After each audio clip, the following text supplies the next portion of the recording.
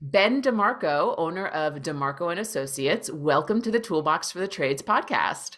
Thank you, Jackie. How are you? I'm doing great. I am so excited to chat with you. You are what is part of a club that is just constantly expanding. It is the Dave Rothacker from Go Time Success Group's referral club. Dave has given me some fantastic guests, and I'm so excited to chat with you and learn a little bit more about what you're doing at DiMarco and Associates. But I'm going to kick off this interview the way I do every single one, which is tell me, how did you get into the trades? Well, my dad was a contractor, so I kind of just got dragged into it as a kid. But I was, pretty mechanically inclined. I had uncles that were in the business too, and I used to hang out with them. And when I was real little, I'd do stuff like take my bike apart and try and make it. I'm probably a lot older than you, so I grew up in like the Evil Knievel days. And everybody that grew up in the 70s was trying to modify their bicycle to act like Evil Knievel. Um, so yeah, I guess I was pretty mechanically inclined. I watched my dad in the business and other family members. So I was working before I was 15, but it wasn't, I just kind of got dragged into the shop on weekends to help with stuff and clean. I didn't get paid for it. I did get a few bucks here and there for, I guess, ice cream or whatever. But I went to work full time when I was 15, and that was it. You know, I kind of enjoyed it because back then, I was working with guys that were, um, in some cases only 8 or 10 years older than me, so they were in their 20s. So they were kind of, what you would think guys in their 20s are, but they were really good. I mean, they were very seasoned already, guys that had come out of trade schools. And again, maybe like me, were doing it from when they were 16 or 17. Um, so, it just kind of was a fit. And, I was in the field for a long time and worked with I was fortunate that I was exposed to some really, really talented mechanics, installers, service technicians, what have you. So, and that's kind of how I got into it. Got it. Well, I want to make a quick distinction. You Sure. said you started full time when you were 15, but you went to college. You actually I have did. quite a you have quite a few degrees, which is a little unusual for the trade. So can you just tell me a little bit about Well, that, please? yeah. So I have a business degree. I was going to be an accountant, and then halfway through, I decided I didn't want to be an accountant. So I just ended up getting a management degree. Um, my college thing was screwed up. I was a decent athlete in high school, and I was supposed to go to West Point to wrestle, and then I got hurt my senior year, so I wasn't able to go through all that stuff, and I kind of went off on a just disappointed because I was hurt and I couldn't go and whatnot. So I wound up at a really good little school here in Cleveland, John Carroll University, a little private school. I got a great education. So, but yeah, I have a business degree. But my other degree is really in the School of Hard Knocks, coming up with, with the guys that I came up with. So I was fortunate. I went to college with a lot of kids that had never worked before when we were in Yeah. college. They started maybe in college, but summer jobs and that. Now a lot of kids I went to school with had already worked, but I felt like I was very, work savvy, and we would talk about things in business classes that I already knew about because I was exposed to it. Job costing and basic accounting stuff that I already had exposure to. Project management, and so that was very helpful. Um, so I think I was already ahead on a lot of things. Probably got the education that I needed in terms of, some of the prim and proper ways to write. I don't want to claim that I'm an excellent English student, but so yeah. So in a roundabout way, to answer your question, yeah, I went to school for business because I thought I was going to be an accountant. I think that's kind of what my dad wanted me to do. And then I realized after that I couldn't just sit in front of a computer and do numbers all day. You know, I liked I, what I I did. I to- liked I liked working in construction. I really did when I was young, and it drove me. What drove me also, I don't have a degree in engineering. Right after I got out of college, just before I got married, I had so many engineers that we worked with, engineering firms, and thought, I had spent a lot of time working with consulting engineers when we were on projects that many of them had encouraged me to go back to school. I was going to be a PE, and then it never materialized. But um, I have a love for engineering too. So even though I'm not a formally educated, I don't have a formal education in engineering. I think I've spent a lot of time studying engineering with people within our industry. There are some people Totally. there are some technicians I work with, guys that are older than me, that I would put them up against any engineer any day of the week, and they don't have any formal education in terms of knowledge of HVAC systems. That's just unbelievable. Guys that have been doing this for 30 and 40 years. That I know a gentleman who the guy's kind of like a savant. He would take equipment apart when he would get back to his shop, and he'd study it, um, like kind of reverse engineer things. And you could That's so call this guy, cool. yeah, you could call this guy about anything, and he pretty much knows something pretty detailed about pretty much any piece of equipment that you would ever put your hands on. It's pretty amazing. But I That's was around a lot awesome. of guys like that, guys that were very, took, I know you and I chatted just a little bit earlier about promoting, and I know we could get into it in a bit, but promoting the trades as an honorable profession. It is just that. I mean, it takes, to be really good, you need to spend a lot of time studying your craft and becoming very proficient. There are people that just clock in and clock out, and they are good at the basics, but they never really become an extraordinary professional because they don't study the background, not just the background of the mechanics, but the business and why we're where we are and where the industry's going. And but there are some guys that are out there that are like that. And again, I was fortunate enough to be exposed to a lot of guys like that when I was younger. And when I use that as an example, look, I'm 50 now, so this is year 36 for me. So it's kind of crazy to say that. Um, but I'm making comparisons in people that we see today that have maybe even been in the business for 10 years versus people that I worked with 30 years ago.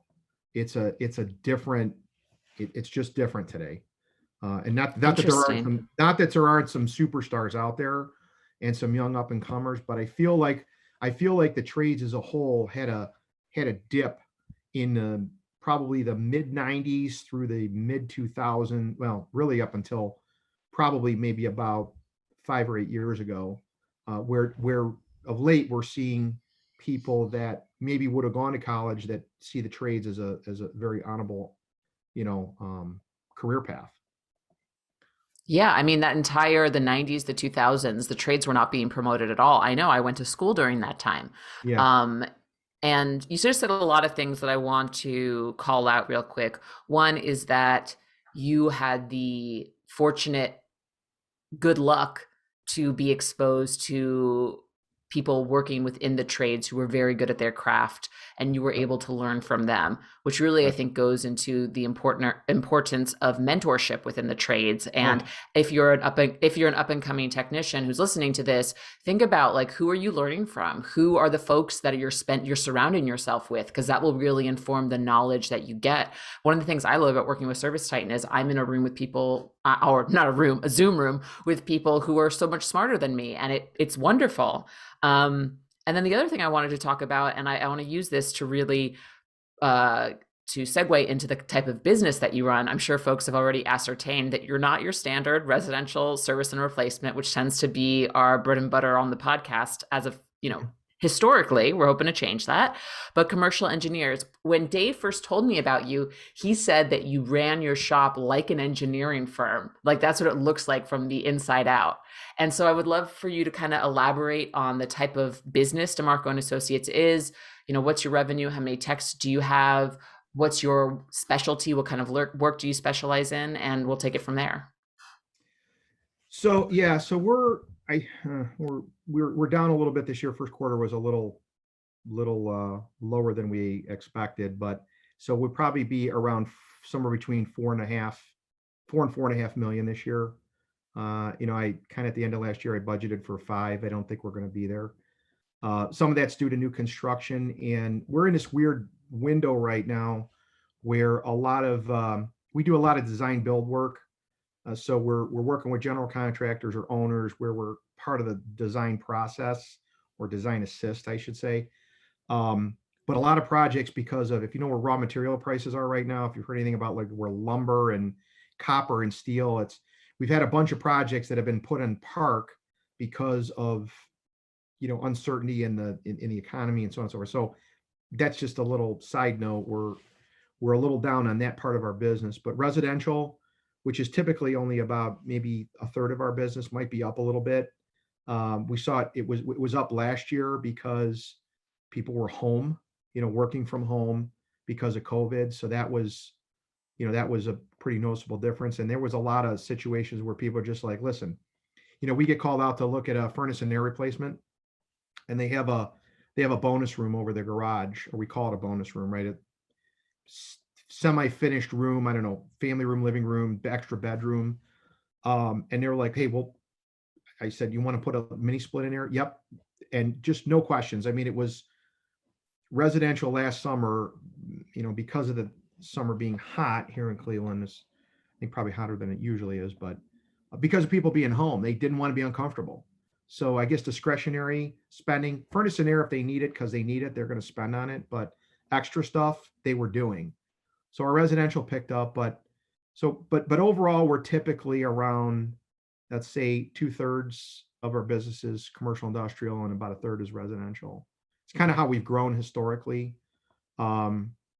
So and to I guess the second part of your question, with Dave mentioning, we kind of look, I guess we kind of do. I worked for an engineering firm in a brief window. After my dad had sold his business, I went to work for one of these firms that did building commissioning. It's just really just like a huge quality control process for construction, but it was all commercial, industrial, institutional stuff. That was another little short year of time. And I still talk to some of those folks, where I got exposure to. So back around 2000, just to interject this. So back around 2000, right around the time that my dad had sold his company, I went to work for this. I wasn't really, fit. I really wasn't a fit for the corporate world, of the group that bought us out. And I decided it was time to start looking at moving on my own. So I went to work for this consulting engineering firm that did what they call building commission. That's not all they did, but that was one of their strong suits. And as a matter of fact, Dave Rothker back then had connected me with a guy who he knew, this guy by the name of Howie McHugh, who is guy's brilliant. This was kind of his bailiwick. And he was from Boston. Their company was all over the world, but he was actually doing work in Cleveland, happened to make a connection with me, saw a fit, went to work for him for about a year. And then they wanted us to move to like Washington, DC at the time. And so they made changes, and I decided not to, I didn't want to do that. But at any rate, at that same time, right around 2000, I had gone to National Comfort Institute for my first air balance class and got hooked on that right away. Hooked, I could see the value in it beyond a shadow of a doubt. And so those two things, I think that's what was kind of unique, is right at that same time, the building commissioning mindset and the air balance mindset kind of went hand in hand. And it just kind of snowballed from there. So, in the big institutional world, the concept of building if you ever hear of the Navy commissioning a battleship, right? Or not a battleship, Sure. an aircraft carrier, whatever ships that they have now, right? They get an aircraft carrier from Northrop Grumman, whoever builds the aircraft carrier, takes 5 years to build the thing. And then the Navy takes it, and it takes them sometimes 6 months or a year to commission it. They run it through all of its paces. They run the launch systems, they check out, the electronics and all that. And then they bring it back and they say to the manufacturer, whoever that is, here's what's wrong. You got to fix these things. right? Because they're not working within the tolerances or whatever. So that's what commissioning is. You talk to engineers that are guys that are in their 60s, 70s, and 80s, and they'll tell you that commissioning was embedded in their normal process as part of design years ago. And I got to experience some of that. When I was young, we would see engineers come on jobs as kind of they were doing site visits to see how far things were, answer questions. They weren't there every day, but over the course of 3 months, they might have been there 3 or 4 times. That's been eliminated. That's been squeezed out of the construction today. It's been squeezed out. So quality control is, oh, we don't need the money for that. That'll be handled by the general contractor or the construction manager. It doesn't happen. And good engineers will tell you that they'll tell you we have a lot of engineers we work with right now that call us to say, we need you to come out and look at a project because we're getting complaints that our design is wrong and the systems aren't working right. And we say, okay, well, let's take a look at the blueprint. What did you originally design? And what are the startup reports and what are the balance reports? And they'll hire us to go out and walk the site and, investigate things. And I'll tell you, the majority of them will go out on it. Stuff isn't done. It's not done, or it's not done right, or it's not as they said it was. We find stuff not wired properly. It's, dampers that are, you name it. There's stuff. And I saw that when I worked for this big engineering firm. You go out to sites and everybody said they're done and they're not done, or they say they're done, but construction is so complicated, on the bigger the job, just the more on loose ends that there could be, and good contractors minimize that, but the majority don't. And I don't think I'm saying anything that anybody that's been in the trades for a long time or works on big projects, they get it, that they know that's the case. So Got it. I'm going to pause you. We've blended all that into our residential. One thing I think that I saw that was a unique opportunity is we could blend that mentality of a quality control process, or commissioning, if you want to call it. You'd say commissioning to residential people. They don't know what you're talking about. They don't know what they're talking about. The process is it's a quality control process to make sure that everything was installed and operates per specification. And that specification could just be the manufacturer's got, installation instructions for a furnace, air conditioner, air handler, heat pump, rooftop unit, boiler, whatever, or an engineer that put drawings together and their sequence of operations, things like that you're supposed to be able to prove out that everything works correctly. We do it on as much as we possibly can, not just jobs that we're installing, but service customers. We try and dig backwards into their systems. So man, that was a really long-winded answer. No. What is, but that's kind of what it's all about. I think our industry has, I've seen it way too much, and really good contractors know this. There are really, my opinion is about 10% of the contractors are really good. They are professionals.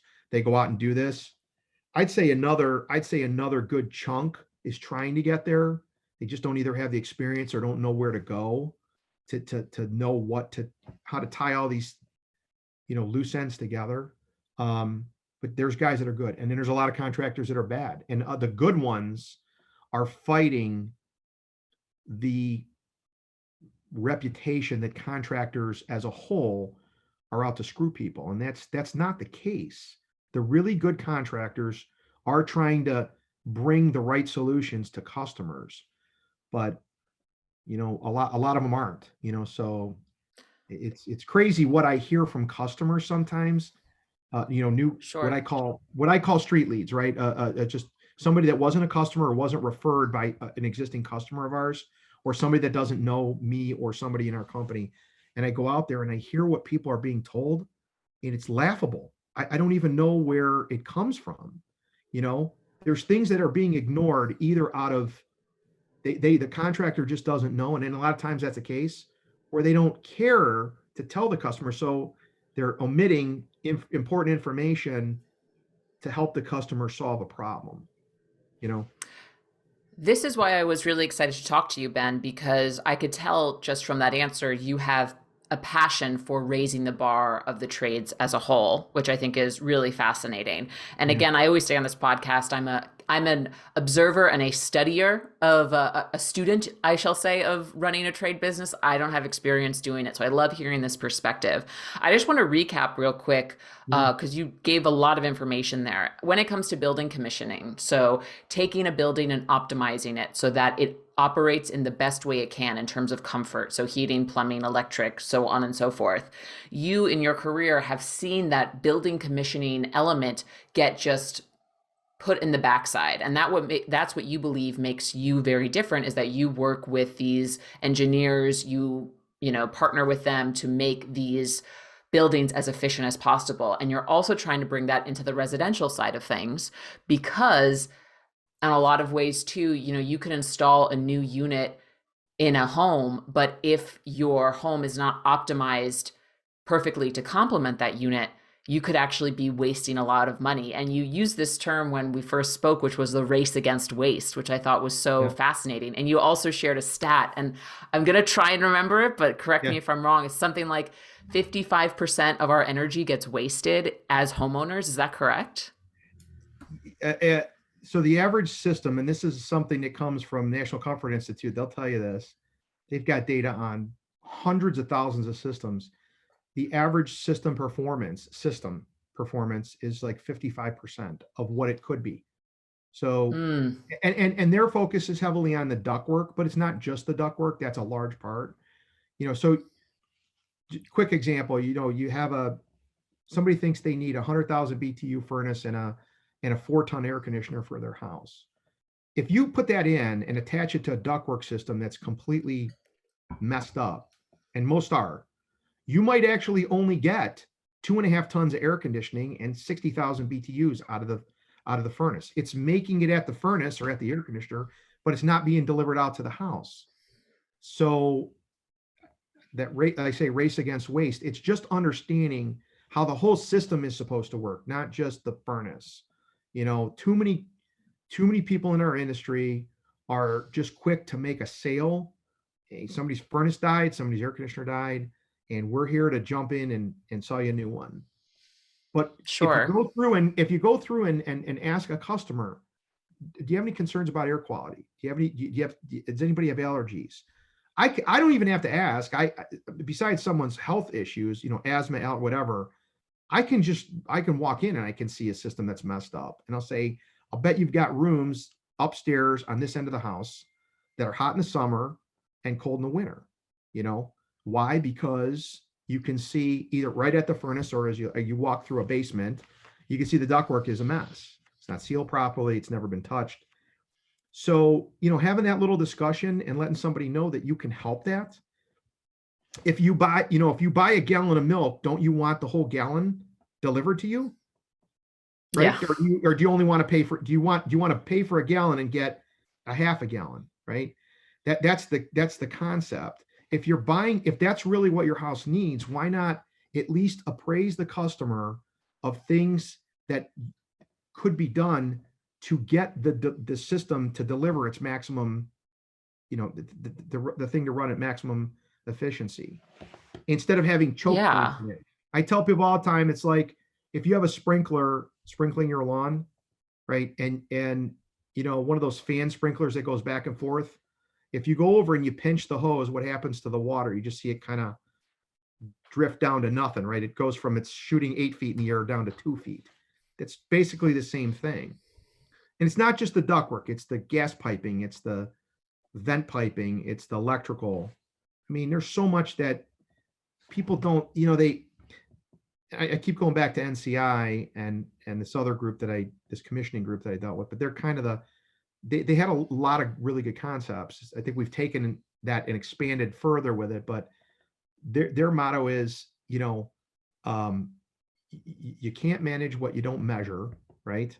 And our industry has, especially residentially, has become fix the box or replace the box, right? The box meaning Mm. the furnace, the box meaning the air conditioner. Fix it or replace it, but don't look at all the other stuff. Your So so your mindset is more like instead of fixing the box or replacing the box, like see what's around the box. Like how is the box affecting the other things in its environment? absolutely. I mean, again, you talk about how we look at things from an engineering perspective. When you go, you could open up an installation instruction guide from any manufacturer today for a furnace or air conditioner, and it's 80 pages long. Half of that is disclaimers about how, you don't do this, or this is a danger, or don't do this, or, you'll kill yourself with an exploding furnace or whatever. Um, but there's a lot of details in there. And if you just go through and follow those guidelines, it requires you to look at all the other stuff, right? And when you do that, it's amazing what happens when you get everything dialed in correctly. People are blown away. They're blown away. They're like, I had this room that we could never go in the cold weather because it was just so much colder, right? It was airflow, right? Or we've had issues where people have added on and they've added gas appliances to their house. They put a grill in and they tapped off the gas line 5 different times and they starved the unit. So when everything's running at one time, the furnace isn't firing properly.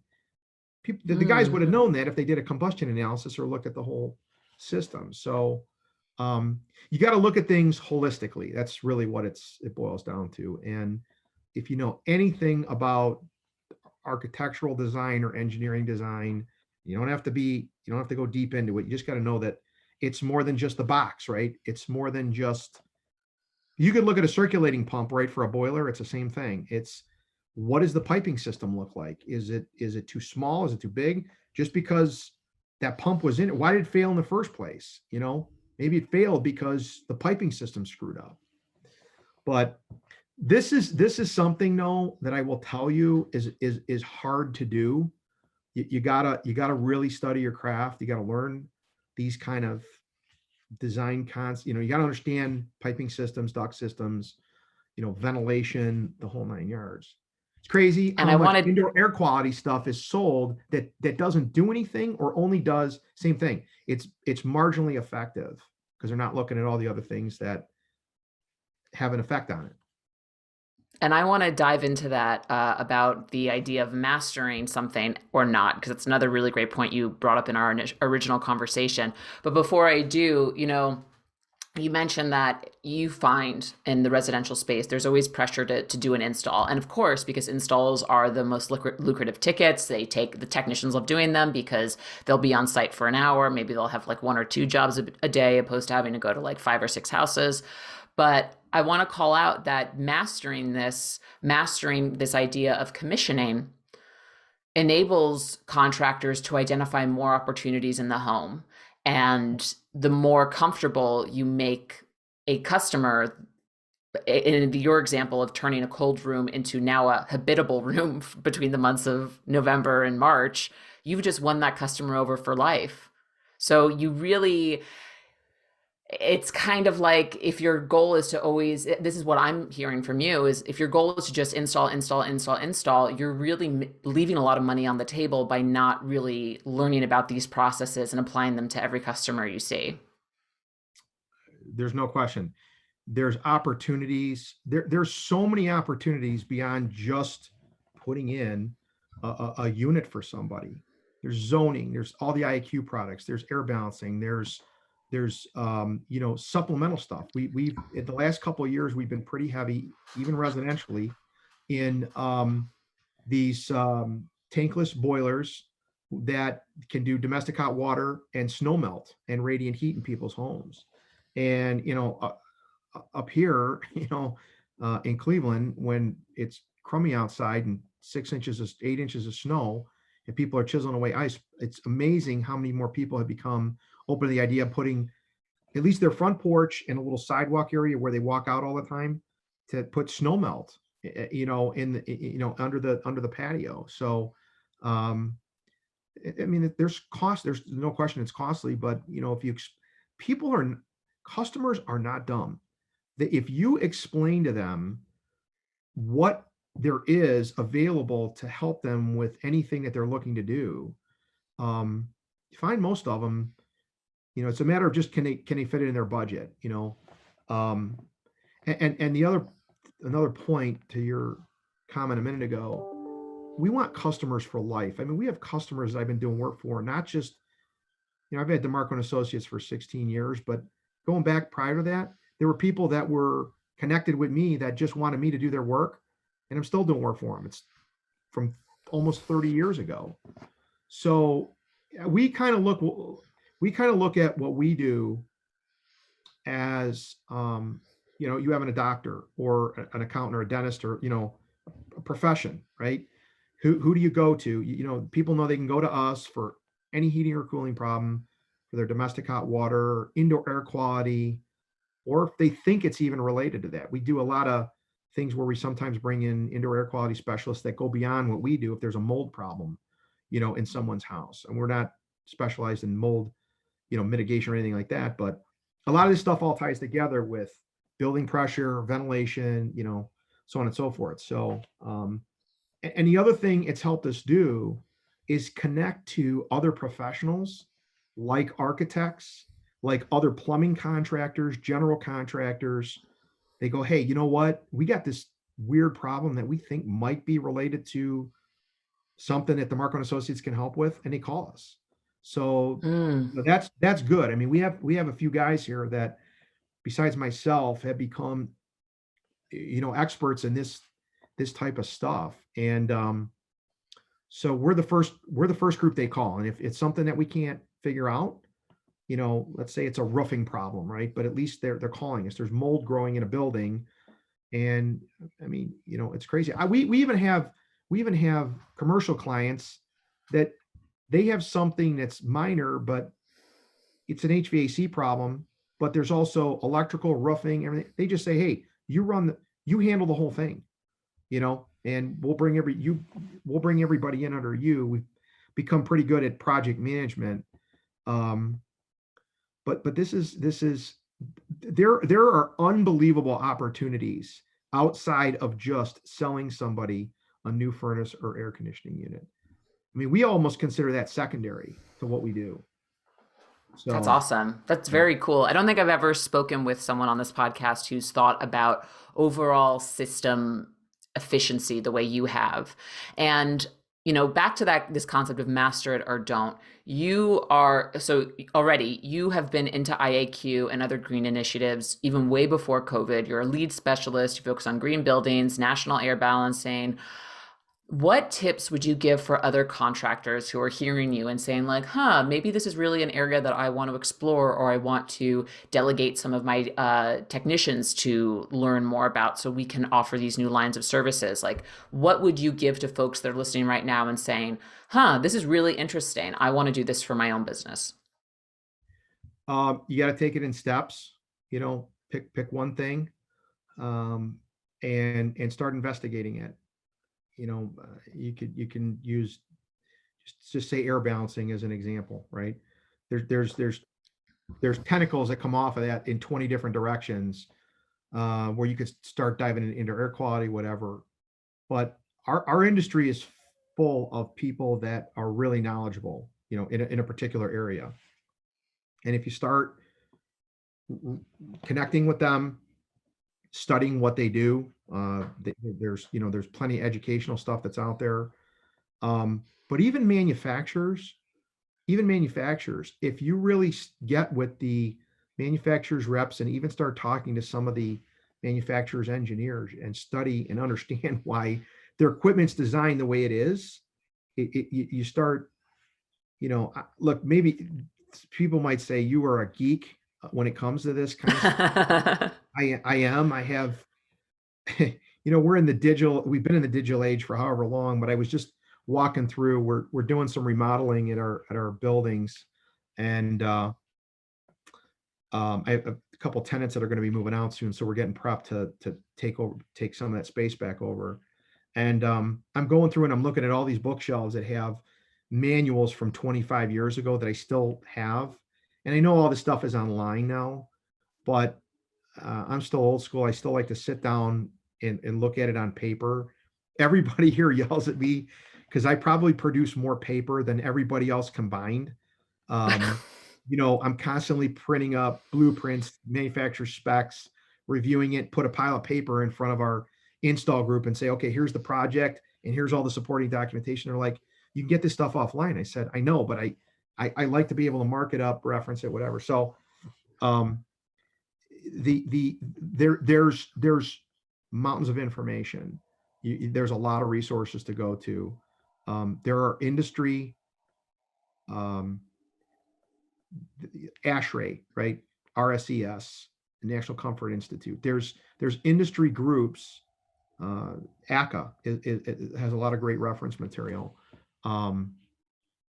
There's a lot of places that you could go. You just got to go do it, and you got to become interested in what you're doing.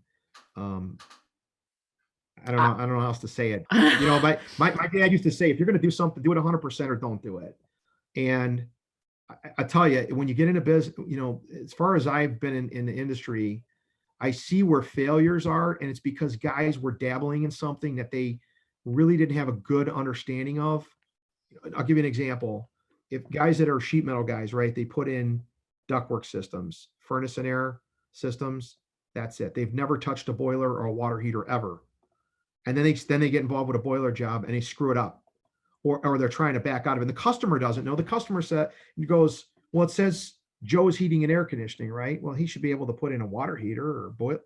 They don't know that the guy never had experience with that, and then you have same thing. You have boiler guys who never touched ductwork, and they can get through it, but it's not done right. They don't have enough experience to be proficient enough with it to make sure it's working semi okay. And the same thing goes with the different, levels within the business. Residential guys that never touched big rooftops or, big air handling or makeup air units probably shouldn't do that if they don't have some basic knowledge of what they're dealing with. So when I said, a lot of these couple engineering firms in particular, we work with almost all the time. And this is where they'll say, hey, we need you to come out and look at this. They bid a job and it's maybe out of town. And all we do is review some pictures on it, but we find out that a guy who was a residential contractor bid, because he was slow, bid on a job that required rooftops and a makeup air unit and tube heaters. They didn't know how to put them in. So, then the engineer gets blamed because they say the design was wrong. It's not the design. It was guys didn't put it in right. And it might look okay, right? Visually, it might look okay, but they don't realize that the piping's the wrong size. There's too many elbows. They don't have right electrical to the unit. It's not vented properly. Controls aren't set up right. So we got a lot of this. We got a lot of this going on in the industry, Well, you just brought up an interesting thing. So on this podcast, I've heard of a lot of commercial folks who go to residential, especially when COVID hit, where if they were servicing a lot of restaurants, a lot of, public areas. Yeah, they switched to residential, and that was a really easy switch. But it sounds like making the switch from residential to commercial is actually a little bit more nuanced and more difficult. What tips would you give to residential contractors who are listening now and say, like, well, yeah, I bid on jobs and I do this? Like, what kind of skill sets do you think technicians, but also owner operators need to adopt in order to do well on these jobs, on these commercial jobs? I just want to throw one little point in there. It is typically easier for commercial industrial guys to drop down into the residential arena because it's less complex stuff. But it doesn't always mean that they do it right, because there's nuances in residential. And there's also a little bit of the customer white glove service that you kind of need to deliver with residential. Sure. When you're on a big construction site, you got muddy boots, okay, and you have to cut a roof open. That's different than walking in to $1 million house where they've got a $50,000 rug and they walk across because they didn't think, oh, geez, we really need to take care of these little things like that. So I've seen that screwed up too. Good call out. But for residential guys to jump up into commercial stuff, they got to be a little bit more aware of what they're stepping into. Are they dealing with controls? Are they dealing with is there structural things that they have to be? And it isn't so much on a it is on new construction, but in a retrofit application, you got to pull a rooftop unit off. In a lot of cities now, you can't do that. When you go to take a permit out, they at least want a structural engineer to at least review the old unit versus the new unit to find out if the weights are different, because there might have to be a structural change in the roof. We've been seeing that for the last 4 or 5 years. The cities have become more stringent on those kind of things. And if you go to do any kind of anything new, any alteration to a commercial building, you absolutely need engineer drawings from a professional engineer to submit to get your permit. You can't do, well, I don't know how every state is, but I know in Ohio, that's what you have to do. I think most states are like that. So it's So just it sounds an like awareness. It's an awareness, it sounds like an awareness, and also maybe a buddying up with your friendly local engineer or your It could be. design engineer. Yeah. No, you know what? You're right. It could be that, or it could be the manufacturer's reps, right? Or the wholesaler that you're working with. There's guys that are familiar with this stuff. And if you're a residential contractor and you don't have experience with that, lean on those guys. They can help. Like, I don't necessarily know that they can help with everything, but they can at least set you up for. That's happened with us in the past. We delved into something that we were asked to bid on, and we didn't have a lot of experience with it. But part of my problem is I'm not afraid of anything. I'll dive into. If they asked us to bid on a nuclear power plant, I probably would do that. I'd find somebody to partner with that has experience with it, and we'd go. That's a stretch, but I didn't get into. I was exposed to a lot of this stuff years ago, and I myself worked on a lot of this, so I'm not afraid of it. I don't necessarily have a full staff that knows how to do that stuff, so we are a little more cautious about what we dive into. We've got some senior guys that definitely could do it, but if the project is physically too large, we're not going to take it on, because we just don't. We don't have, of the 20 some guys that we have in the field, we've got 7 or 8 that are seriously experienced senior guys that are there for all that leadership stuff and all that. But if we need 20 guys to do something, we're not going to delve into it. So I have another question about all of this, and I'm feeling like the theme of today's episode really is, go out there, find as much information as you can so you can be the best contractor that you can be, and then implement that knowledge. So at the beginning of this season, I talked with Julian, who is the president and CEO of Nexstar, and we talked a lot about obtaining knowledge, but how do you actually apply it in real life? So as someone who, has your we'll say your firm and your shop in its entirety is really certified to do a lot of these really technical operations. What do you think is needed in order to learn something? So let's take IAQ for example. All right, I've learned about IAQ. I know what it is. I know how it's supposed to operate in a building or in a home. How do you go from that step of learning to actual practical application?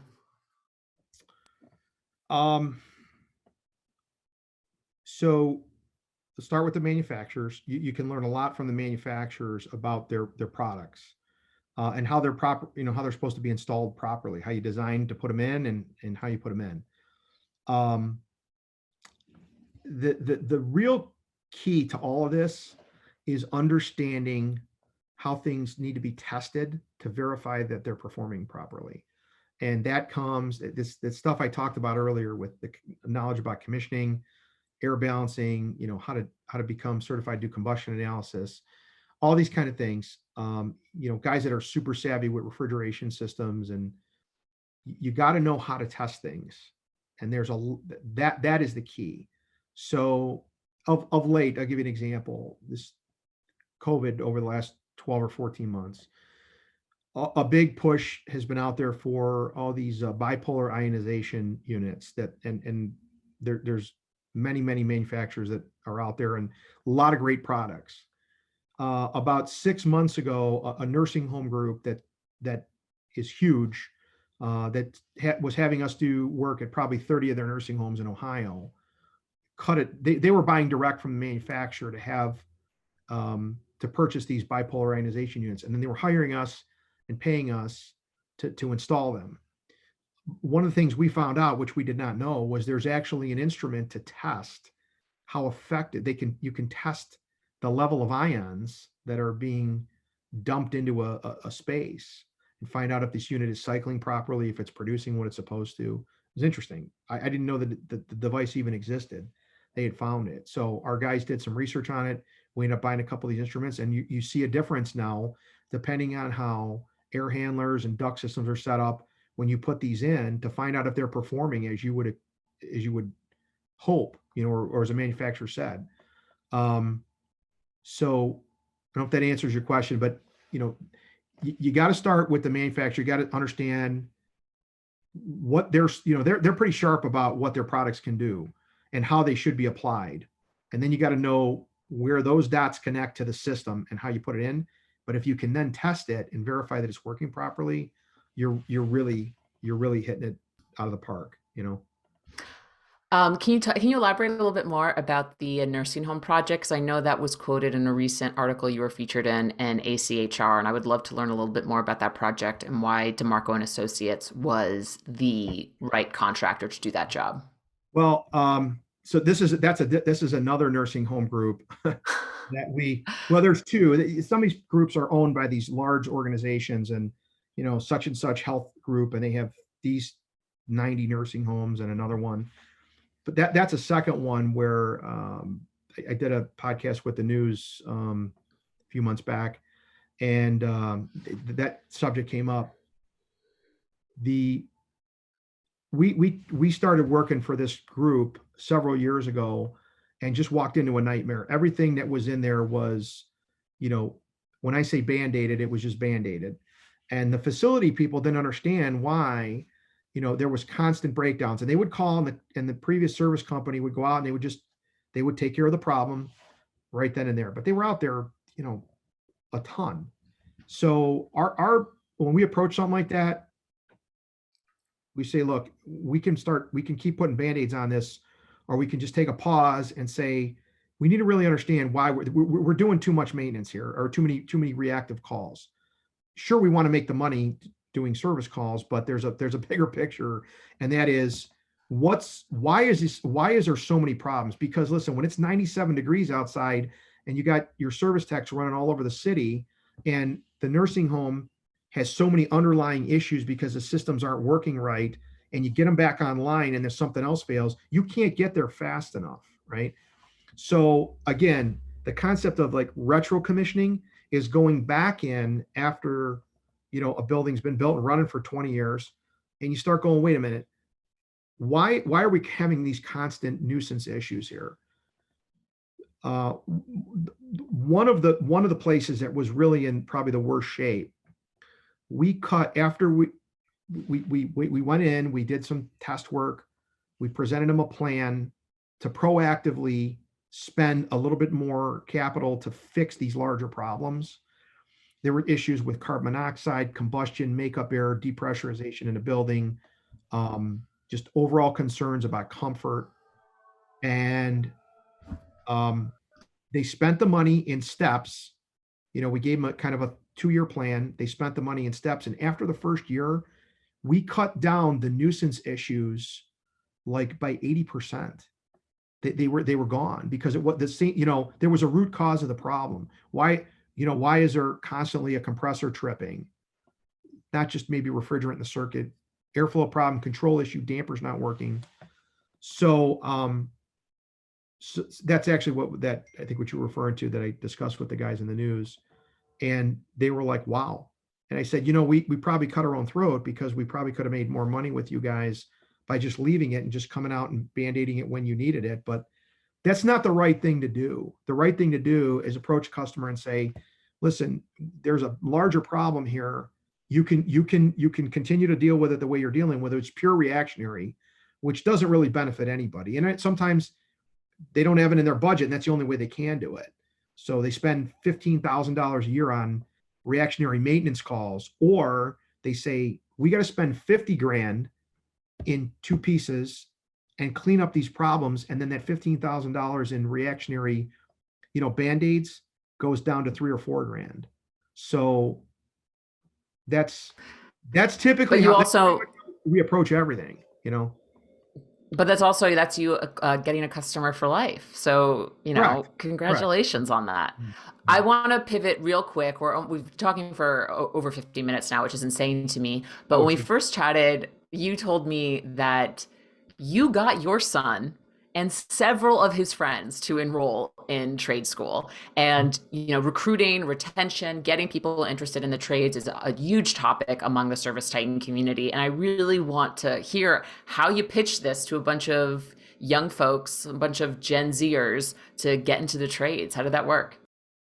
So, yeah, my older son Frank is actually he's going to the same college that I went, but he's kind of in a similar boat to me. He started a little bit later. He started at like 17, but so he's kind of going through the same path that I did. But where he went to high school, um, it's in the same community that our business is.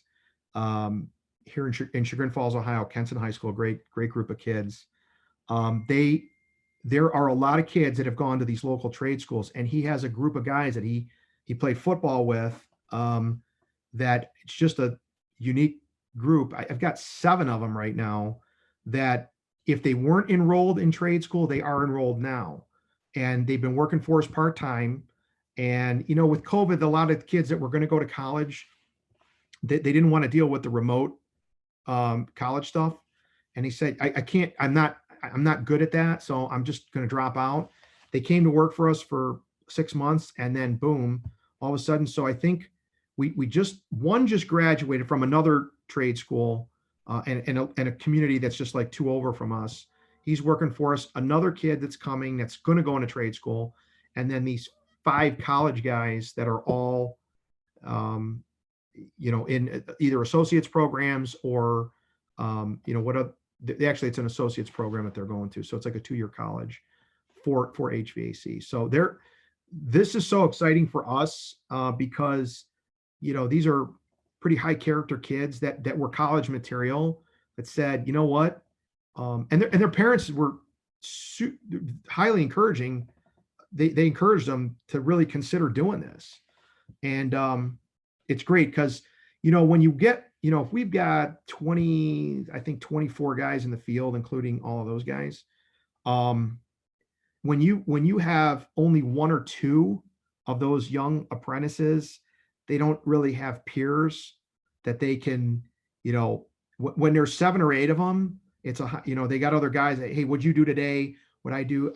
Just one funny story about this. So my son Frank was this gym that these guys go to. Incidentally, these guys were all part of a state championship football team here. So there's a little bit of uniqueness in that they came out of these guys understand what discipline is, and hard work. And they're solid kids.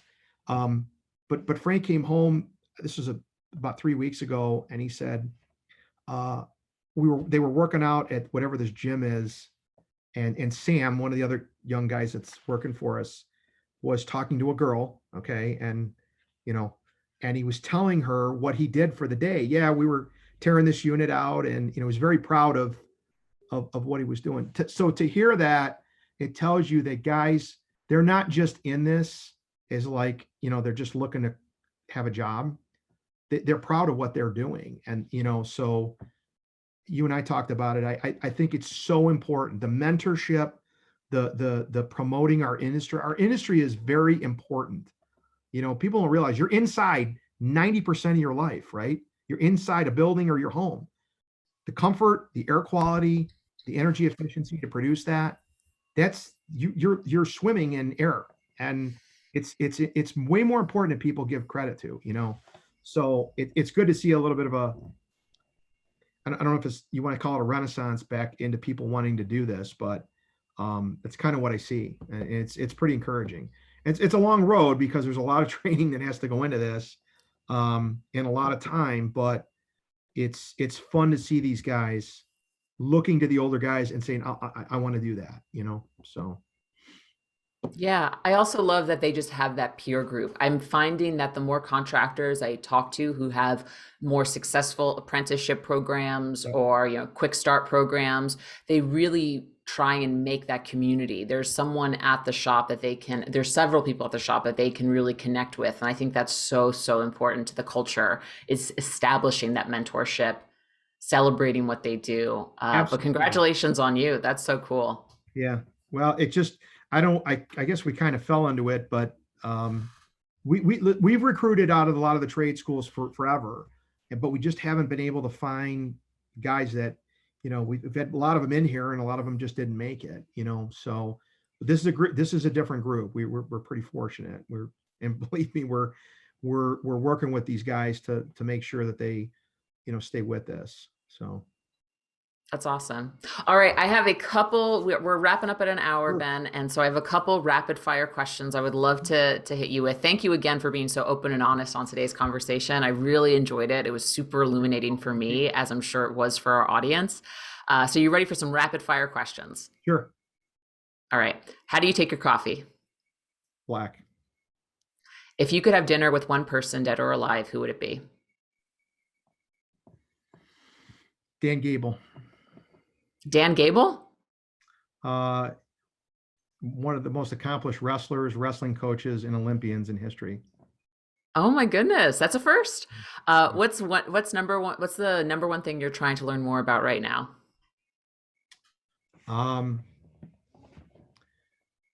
communicating with younger people. If money weren't an object, so you had unlimited resources, what's the first thing you would do?